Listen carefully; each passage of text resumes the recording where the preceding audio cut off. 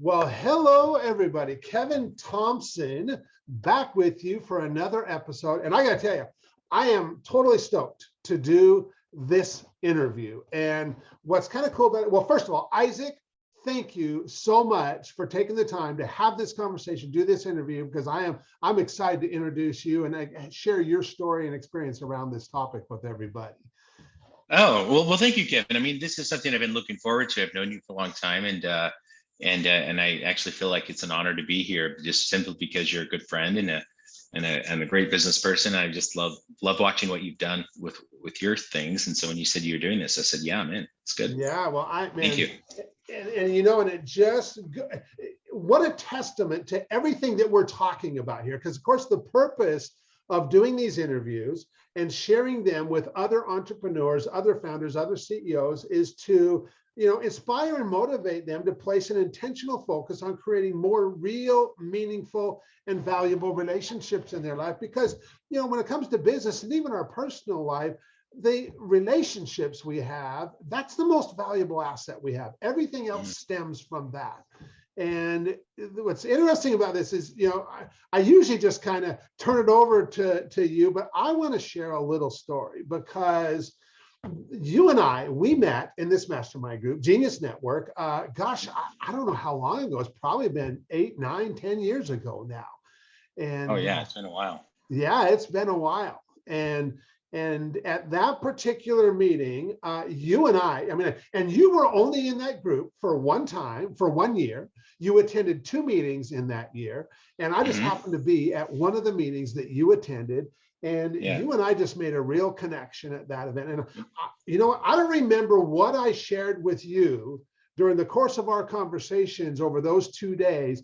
But what I do remember is at the end of those 2 days, you know what? You were like, Kevin, man, I just really appreciate what we talked about. And I got this condo up in Seattle, which is right in your neck of the woods.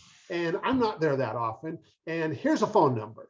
And you can call this number, and the person who answers that phone will set it all up for you. And you and your family can go down there and you can enjoy that space. And you just take your family and go enjoy it. It's got a beautiful view of the Seattle waterfront. And what a generous offer that was, Isaac. And I never took you up on it. And at the time, my thinking was that, well, I don't want to bother Isaac. I don't want to inconvenience him. I don't want to put him out. And so I'm not going to go stay there. And the crazy thing is like, it wouldn't have impacted you at all. Not at all. No, I wanted you to go there. And it's not something that, when you have a real estate asset like that, it was just, you wanted to share it with special people. And, and you were one of those special people. And it's just one of those things where it feels, it's at the Harbor Steps. It's right next to the Four Seasons. So it was right next to that, right on the same level of Bill Gates's condo on the top floor.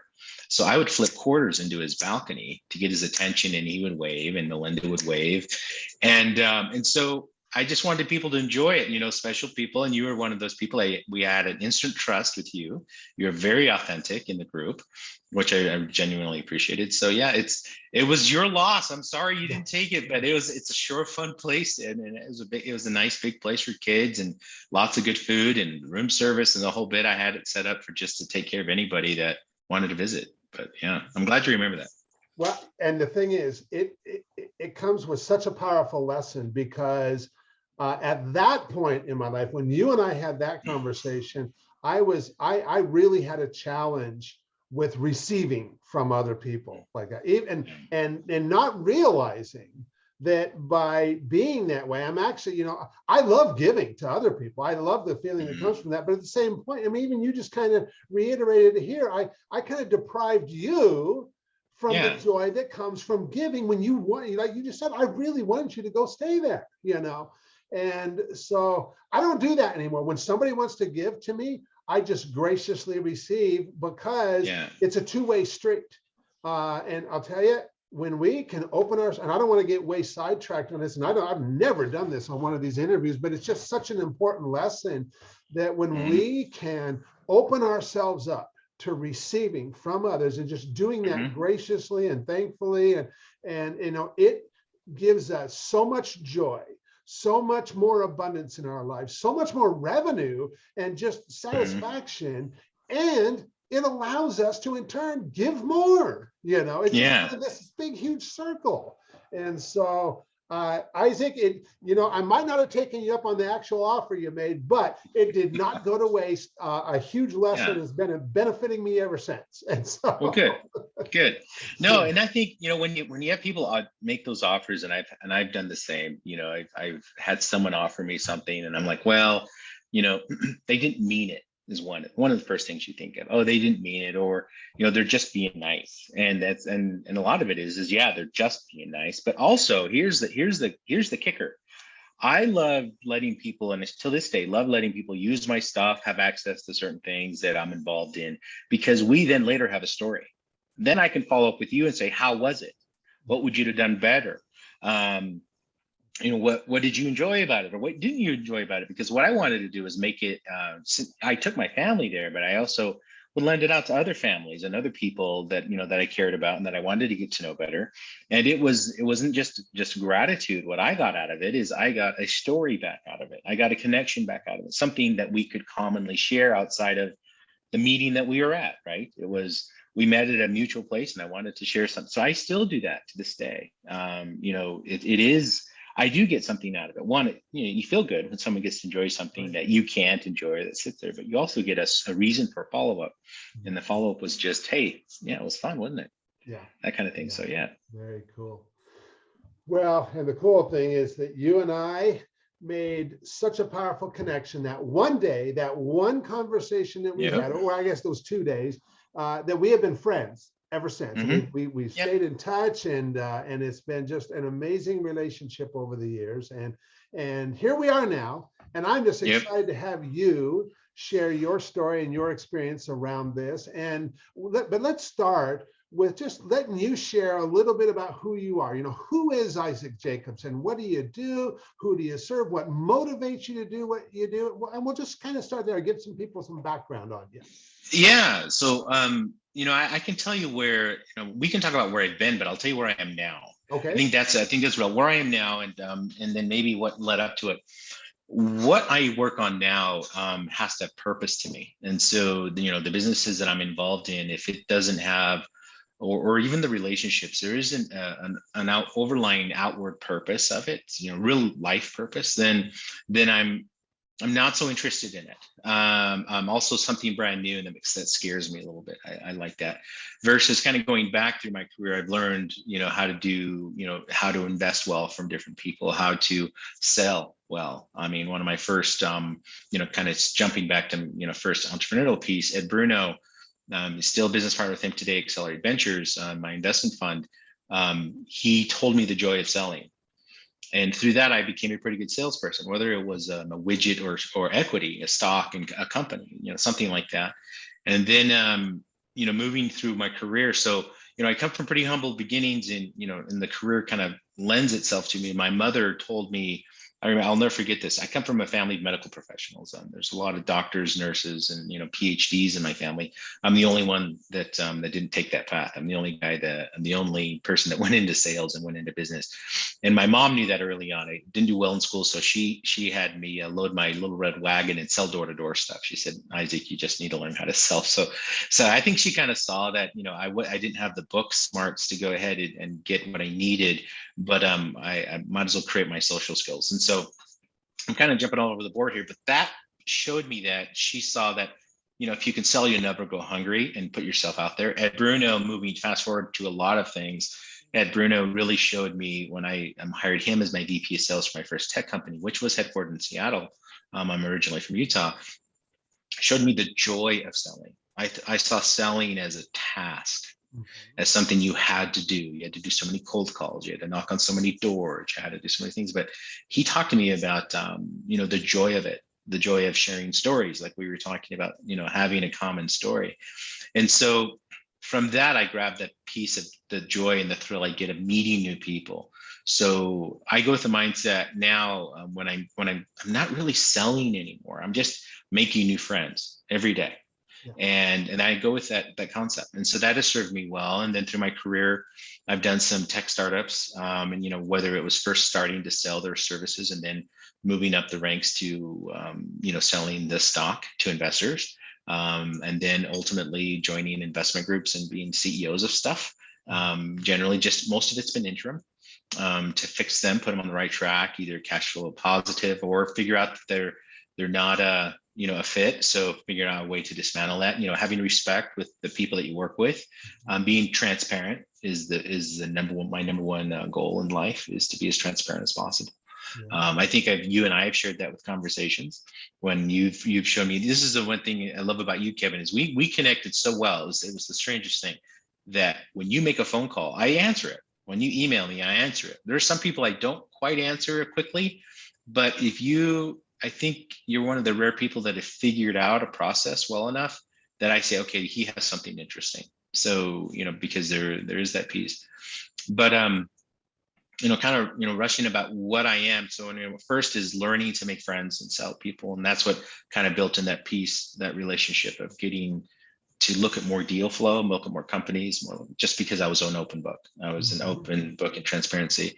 And then my business partners that helped molded me through the next one is Sean Reyes, who's now the Attorney General of Utah. But he showed me that the value of loyalty. So I could sell really well. And I was kind of, as everybody that I met with, transparent with everybody. But then he showed there are certain people that you want to be loyal to, even when times get tough. And be careful about that. Loyalty is earned, right? Trust. I had a saying: I can buy talent, but I can't buy trust. And I would use that with him. And then now, what's interesting in my career is once I had enough deal flow and I had enough network and I had enough access to whomever I want on the planet I can get to, if I need to get to them, is now having faith. So this has been the turn, and having faith and purpose, believing that something good is going to happen with somebody. And that was a harder hill to climb, but having people say, believe in it, let's have some faith. Maybe the numbers don't all line up, but you believe in this person, you believe in this mission. And I say, yes, well, then let's have some faith in it. Where before I was driven by sales, I was driven by loyalty, I was driven by numbers, I was driven by transparency. To now have someone say, well, just believe in me. And that has been a very hard thing that I think I wouldn't say master, but I'm starting to play in. And I think I'm starting to play well in. So I hope I didn't drone on too much, but that's kind of like the summary of my path so far. Well, and I'll tell you, having had, because of our relationship, kind of a front row seat to some of this, and some of the things that you shared with me when we first met, and how your life was, how your business was, who you interacted with at that point in your life, how you interacted with them, who they were, and like, looking from the outside, looking in, everybody would have thought, myself included, man, Isaac is really successful. And and you were, you were successful in so many ways, but in other ways, you were like, man, I got a lot of room for improvement here. Yeah. And you did that. I remember later, you and I had a conversation a couple of years later, and you were like, you know what, Kev, you kind of inspired me a little bit. And I shut that other business down for a year. And I took my family traveling. And this year, and I think we were talking a couple of years later in about the spring, like April, May, we had caught up. Yeah. And you were like, this year I restarted, and I am now doing business the way I want to do business, only working with people that I want to work with. And it has been an absolute game changer. Yeah. And so it has been so cool to see. And it's a continually evolving thing, because now you're, the last conversation you and I had, when I was asking you if you'd want to do this interview, you were telling me about some stuff that you and one of your partners were working on. And you're kind of changing up what your focus is and who you want to focus on helping. And yeah, a little bit scary, but you're like, man, Kevin, this just feels right, Yeah. And so the epitome of just what you were just talking about. and so. Yeah. Yeah. It's, I think everyone, we all make the changes in what we want to accomplish in our personal life. And what's interesting about with sharing with you, for some reason, and I think you've experienced this, you have a unique chair, is that I think people open up to you more than they normally would with others. I don't know what it is. I think I told you that the first day I met you. I said, you are very different, very authentic. And someone, in my business, you come off guarded. You have to be guarded because you're not just protecting your own assets. You represent the assets of many other people, especially when you deal with large investments, dealing with large family office investments. Very, very big, deals that that need to be quiet for a bit, and then you announce publicly. But yeah, shutting things down, being blessed enough to be able to shut and take a year off is a big deal. Is thing. But now, as recently, and I'll share something with you, and I don't know, you have to forgive me if I don't remember if I already shared this, but when I was with my fund, we have access to all these different companies that we invest in or that we review in growth capital. Everything from tech to cryptocurrencies to hotels to multifamily homes to very, very large acquisitions, very, very large investments. In the managing hundreds of millions at a time, moving them around. Is I hit a point in my life about 3 years ago saying, okay, I'm on a 10-year, what I call a 10-year tear. And in the next 10 years, I'm going to just tear it up. I'm just going to just make things happen on my time frame. Didn't mean I was working 12 hours a day. Actually, I was working like maybe 3-4 hours a day, max, maybe. Some weeks I would go maybe 5 hours, but if they were very, what I would call pressure point meetings, very, very pressure point discussions, to when I told my partners, I said, I'm looking for what I would call a 5-year rip, from a 10-year tear to 5-year rip. And that is finding one company or finding one pony to say, okay, I'm going to bet my day, every waking moment of my day on this one deal. And that's when I talk about the faith piece. And that's with this new company I'm now with called Gab Wireless. And it was a company we turned down twice as an investment. They just weren't hitting the numbers again. And then, so I went on this faith premise. You know what? I think their mission is sound, is valid. It's making tech safe for kids, making a safe mobile phone for children. So the premise is, our thesis is that children should not be given access to the entire internet with a smartphone. It's like throwing a 5-year-old, giving them a smartphone with everything on it, throwing them in the Atlantic Ocean and telling them to swim.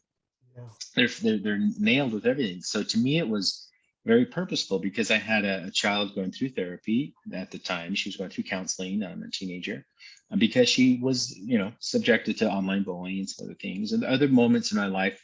And then I saw the company and I said, you know what, they're really doing something. They have a purpose. And I decided for the first time in 20 years to join a single company. And it blew my partners' minds away. They said, why would you give up managing 20 companies, 15, 20 companies, and having pieces of them to kind of spread your risk, spread your portfolio, to betting on one? And it was that faith. And it was also the people that were around me. Everyone in that company had a purpose. They had a story like mine. We were like-minded people. What I say about this company is it's overkill. The people that are running it left as CEOs of other companies, left as fund managers of other companies. That why would they join this company that's just getting off the ground? And here we are now as the number one tech company for kids. Period. We have everyone calling us from Google to Microsoft to AT&T to everybody saying, how do you do it? And it was just, we put our heads down, we listened to the market, and we all believe in it. We all had faith in it, and we worked a lot of time into it. And so now I don't work 4 hours a day now. Now I do 8, 10, 12, 16 sometimes, but I don't notice it go away, and I love it. And I know I'm doing good. And I get all the stories from the parents of, the things that we've helped avert. And so it's that final phase in life where you can say there's perfect purpose, but there's also profit in it. Mm-hmm.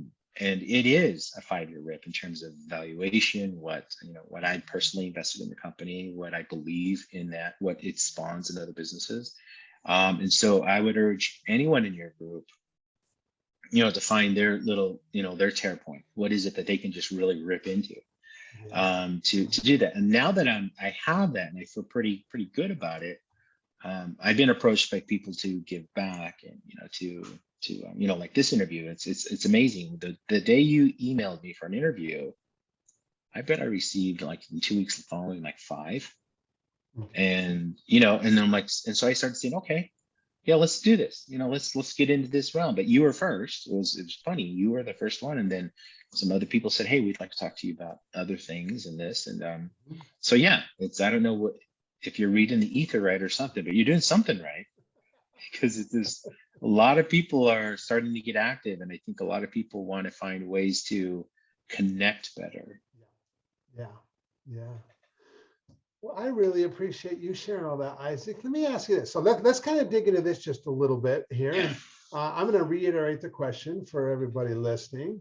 And well, let me ask the question first. And so have you ever been introduced to a person that completely changed the course of your life or your business, so much so that much of what you have today wouldn't be possible if not for this person? And I know I have interviewed a lot of entrepreneurs who have said, Kevin, man, there's a lot of people like that I've met over the years. And I would imagine you're kind of in that boat too, but I also imagine that there's one that's like really stands out, and I can imagine we could probably do a whole lot of interviews around this topic too. So yeah. So if I were to go to one person first, it would be my business partner, Sean Reyes, my former business partner. Okay. The day I met him Which was the how day long ago, Isaac? How long has it been now? 2007. Okay, so been quite a while. Okay, so we're Yep. right, as of right now, we're talking about 14 years plus. So Yep, 2007. His brother, I sat on the foundation of a college, and I got his brother a job at the university as the chief of staff of the president there. And his brother said, Isaac, there's a guy you need to meet. It's my brother, and you need an attorney for your firm. I think he would be it. And I said, that's a bold statement. And I was in a yes mode when I would say yes to everything. Okay, yeah, I'll meet with him in a yes mode. Went and had dinner with he and his wife. He showed up with his wife. I didn't expect that. So I thought, oh wow, this is important to them, because his lovely wife, Stacia, showed up. And we had a great dinner, just chatted about this. I had no intention of hiring in-house counsel at all. Just got done firing my in-house counsel, with prejudice. It was a very bad time in my life. I didn't like it. I didn't like what was going on. We didn't gel, and it finally had to come to a firing moment, which I hate doing. But and I was just reeling over making such a bad mistake. And then all of a sudden in front of me was this another decision. And I thought, you know what? I feel good about this guy. I'm going to take him. And I offered him the job on the spot, and which I never do. And it was almost like how you and I met, which you just go, I'm going to make a decision right now to stay in touch with Kevin Thompson. And then I saw Sean Reyes. I'm going to make you a job offer right here and there. And I made it, and he took it. And which was he was up for partner at one of the largest law firms here. And then he joined, did fantastic work. And then he said, Isaac, I want to run for Attorney General for the state of Utah. And I said, okay, I believe in that. I believe what you're going to do. Let's do it. And basically allowing him to do the time. And through that journey, I never had a life in politics ever. I was thrown into the limelight of politics, and not only just where we connected as a business partner, but I became his number one donor. And then you're put under a microscope, and so you go through a lot of junk, just horrible things. The press coming at you, everyone coming at you. Why does Isaac support him? What are his politics? What are his policies?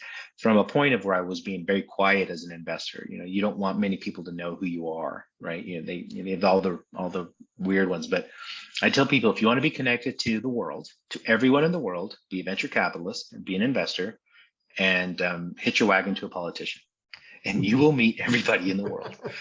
And Sean Reyes, through him I can meet anyone I want in the world.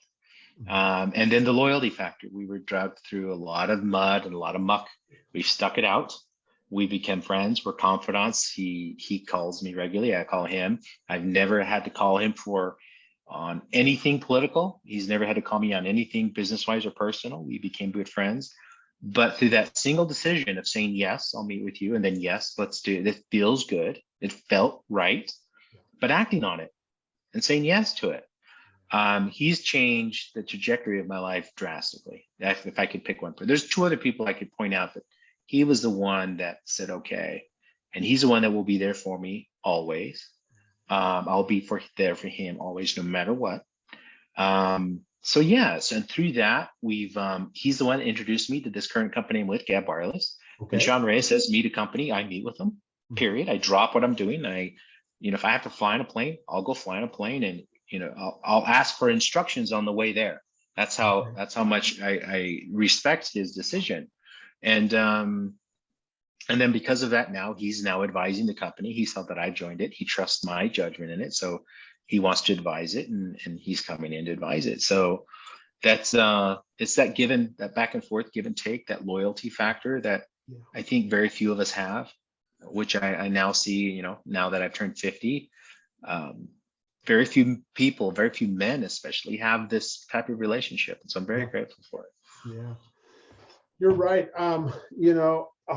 Man, thank you so much for sharing it, because that is a really a long-term relationship right there, that I'm sure will last many more years, and the benefits to both of you as a result of that relationship, I would imagine pale in comparison to how many other lives. I mean, how much of an impact has been made in the world over these last years because of the relationship that you two have created.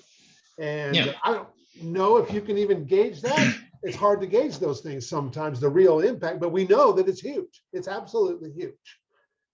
It is huge, especially when you look at it and, people say, oh, you're so fortunate and you guys have done this, or you've added, for instance, he brought a lawsuit against Google and Facebook over privacy, and he doesn't, of course, he takes zero advice from me, but every once in a while we'll catch a movie, we'll go to dinner, and he'll say, this is a hard road I'm taking, and we just have a friendly conversation of, is it right or is it wrong? And we check with each other, what's right, what's wrong, as humans, not as business people, the right political decision or the right business decision, because we have to be very careful with that, because we're under such microscopes now. But there's nothing wrong with being transparent with your feelings. There's nothing wrong with saying, I'm taking advantage of the moment. And so when you talk about, and this is, I think, falls very well much into your category of receiving help.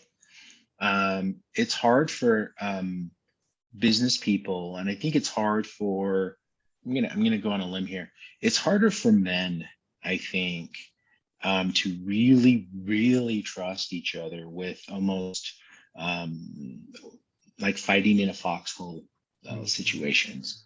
It's, not to diminish anything that it is hard for women. It is extremely hard for women in the workplace and in what they deal with, but having professional trust to go past that and have it be a friendship, it would be, so saying yes to help is okay, even if it's just for advice.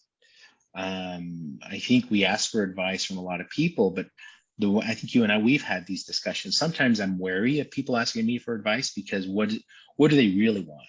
Do they want my advice, or do they really want to lead into, oh, here's this new thing that I would like you to be involved in, as opposed to really taking advice as it sits in a box and running with it. And that's what he and I have. We have advice and pieces of thought that we put in a box and we run with them. And it's being open to that's hard to do. It's having that trust. Yeah. Well, I really want to thank you again for taking the time to have this conversation and share your insight and share your experience around this. And I think the goal has been met, in that we have definitely inspired anybody who listens to this to, yes, it would be worthwhile to place some more intentional focus on creating more rewarding, mutually beneficial relationships in my life. Yes. And so, Isaac, for anybody listening to this going, man, I really like what that guy Isaac shared. How could they go about like finding out anything more about their is resources you have or what have you? How can people find out more about you and what you're up to? Um, so yeah, one is reach out to me on LinkedIn because I'm Okay. connected to you. If they reference you, I definitely would connect with them because I believe that if you've made it an association with them, that's meaningful to me. And it's also meaningful in that where you and I had a really rapid relationship, and you and I have not met in person. How many times have we met in person? Like twice or Yeah, once? yeah, yeah. Yeah, I think it was just that initial meeting at Joe's yeah, mastermind group, and we had another opportunity, but I couldn't make it. And right. so, yeah, just the one time in person. That's it. Right. So the thing I would really encourage what you're spearheading is making friends first, right? Making friends first can lead on into very interesting conversations and people offering up whatever that is. And making friends first is I think important and not being afraid of that. So LinkedIn is key for me. I have it open all day. It's the only social media I interact with. It's a tool. It's a very, very useful tool for me. In that if I need to meet somebody, I'll try first there, and then I'll reach out. And if I can't, then I'll reach out to my network and try elsewhere because I try to get to somebody on my own. So there is that piece. So, and if they're associated with you and they mention your name, absolutely, I'll connect with them without reading their bio. And then the next thing is ask something meaningful to them, something that they can carry away in a box. If they want to ask me to help them with something, I'm in a yes mode of life where I say yes till I have to say no.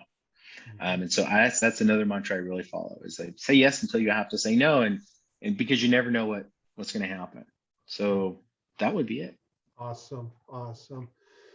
Well, Isaac, I knew this was going to be good, and man, you definitely delivered. So thank you again. And anybody listen to this, I know you got a ton of value from this, and thank you for listening in. And Yeah. I trust that we inspired you, we motivated you a little bit. You just go out there and do your thing, and just keep adding value and creating more worthwhile, meaningful, and real relationships in your life. And so with that, we'll call it a wrap. All right. Thank you, Kevin. It was a pleasure.